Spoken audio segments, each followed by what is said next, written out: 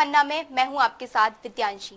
देश के प्रधानमंत्री नरेंद्र मोदी के जन्मदिन 17 सितंबर से 7 अक्टूबर तक मध्य प्रदेश में जन कल्याण और सुराज अभियान चलाया जा रहा है, जिसके तहत मध्य प्रदेश के जिलों में विभिन्न कार्यक्रमों का आयोजन किया जा रहा है। 24 सितंबर को मुख्यमंत्री शिवराज सिंह चौहान के स्वागत के लिए पन्ना के स्थानीय पॉलिटेक्निक ग्राउंड में भव्य पंडाल सजाया जा रहा है। पन्ना जिले वासियों को सीएम शिवराज के पिटारे से कई विकास की योजनाएं निकाले जाने की उम्मीद है। पन्ना जिले को कौन कौन सी मिलेगी सौगातें? क्या जिले वासियों की उम्मीदों पर खरा उतरेगा सीएम का दौरा? देखिए पन्ना विधानसभा क्षेत्र के विधायक और मध्य प्रदेश सरकार के खनिज साधन एवं श्रम मंत्री बृजेंद्र प्रताप सिंह से पूछता है पन्ना के editor in chief Mukesh Vishwakarma के साथ खास बातचीत। देश के मुख्यमंत्री शिवराज सिंह चौहान का पन्ना दौरा होने जा रहा है। पन्ना जिले की जनता को उनसे काफी उम्मीदें की जा रही हैं। हमारे साथ बात करने के लिए मध्य प्रदेश शासन के खनिज साधन एवं श्रम मंत्री बृजेंद्र प्रताप सिंह जी, उनसे जानते हैं। मंत्री जी, सीएम साहब का दौरा होने जा रहा है, पन्ना की जनता को काफी उम्मीदें हैं और कई बार मंच से भी आपने इस बात को कहा है कि जब सीएम साहब का दौरा होगा तब कई उनके पिटारे खुलेंगे और कई पन्ना की जनता को योजनाओं का लाभ मिलेगा। तो बताइए सर, मंत्री जी, क्या उम्मीदें हैं आपको?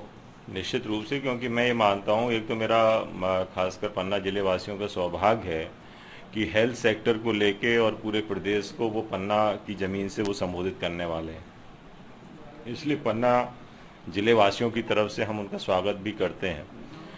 दूसरी बात जो आपने घोषणाओं की है, सीएम साहब लगातार कहीं भी जाते हैं तो उनको बोलना नहीं पड़ता, वो स्वेच्छा से भी जो उनको लगता है कि ये जनहित की बात है, जो सबके उपयोग की बात है, वो दे के जाते हैं। और इसलिए मैं ये मानता हूँ कि वो पूर्व में भी उनकी कुछ बातें थी, उनको भी हम उनको याद, क्योंकि बीच में हमारी कांग्रेस, उन्होंने एक कृषि कॉलेज हमें दिया था जो सैंक्शन भी हो गया था, सब कुछ हो गया था, ज़मीन भी अलॉट हो गई थी, लेकिन बजट यहाँ का ट्रांसफ़र छिंदवाड़ा कर दिया गया था माननीय कमलनाथ जी की सरकार में।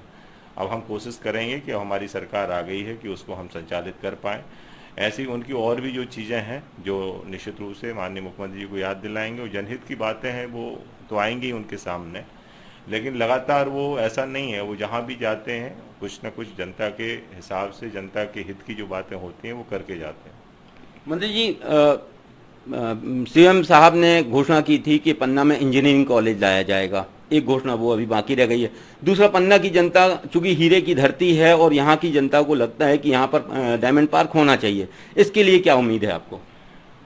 बहुत सी ऐसी चीज़ें हैं, पन्ना के लेके पानी की भी बात है, नगर में पानी नहीं है। दूसरा, आपको पर्यटन की दृष्टि से भी ज़रूरी है। बहुत सी ऐसी चीज़ें हैं कि रोज़गार को लेके भी हमें कुछ माइनिंग एरिया निकालने की ज़रूरत है। ऐसी कई चीज़ें हैं जो हम माननीय मुख्यमंत्री से हम अपने उसमें मांग पत्र में रखेंगे, और इसलिए मैं ये मानता हूँ जो आप बात कह रहे हो वो उनको विदित है और निश्चित रूप से मुझे पूरा भरोसा है कि वो करके जाएंगे। मंत्री जी, एक और बहुत बड़ी समस्या है पन्ना जिले के अंदर, राजस्व और वन भूमि का निराकरण न होना, जिसके कारण कई हेक्टेयर भूमि को किसान अपनी खेती नहीं कर पा रहे हैं, फॉरेस्ट वाले अड़ंगा लगाते हैं।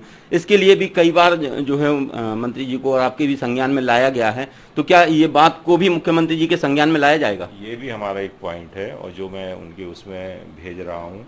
ऐसे हमारे और भी अन्य पॉइंट हैं, इसलिए मैं वो सब बातें उस दिन उनको माननीय मुख्यमंत्री जी को रखने वाला हूँ, क्योंकि राजस्व, रेवेन्यू फॉरेस्ट का काफ़ी यहाँ पे विवाद है। उससे ना कि ज़मीन का विवाद सुलझेगा, एक बंगाली समाज वाला भी है, एक विस्थापन को लेके पट्टों का है, जाति प्रमाण पत्र का है, यहाँ के लोगों को जो जंगल से ज़मीन निकाल के रोज़गार देने की बात है। ऐसी कई चीज़ें हैं, जैसे भरसा बगोहा की रोड की एनओसी की बात है। आपके सबसे बड़ी ज़रूरत इस बात की है कि पानी हमारा कम गिरा है, तो इसलिए यहाँ पे पेयजल की भी समस्या है। तो उन सब चीज़ों को कैसे निदान होगा, इन सब चीज़ों को हम माननीय मुख्यमंत्री जी को अवगत कराएंगे। जी देखिए, जैसे माननीय मंत्री जी का कहना है कि मुख्यमंत्री जी को इन सारी बातों से अवगत कराया जाएगा और पन्ना जिले की जनता को निराश नहीं होना पड़ेगा।